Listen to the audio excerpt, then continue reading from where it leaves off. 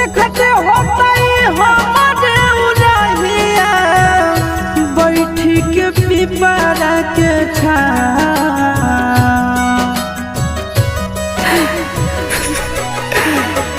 देखते होता हमारे उड़हिया बैठी के पिपरा के रुक रुक रुक अरे टरेनिया रुक रुक रुक रे टरेनिया ले ले चल जनुआ के गाँव रुक रुक रुक रे टरेनिया।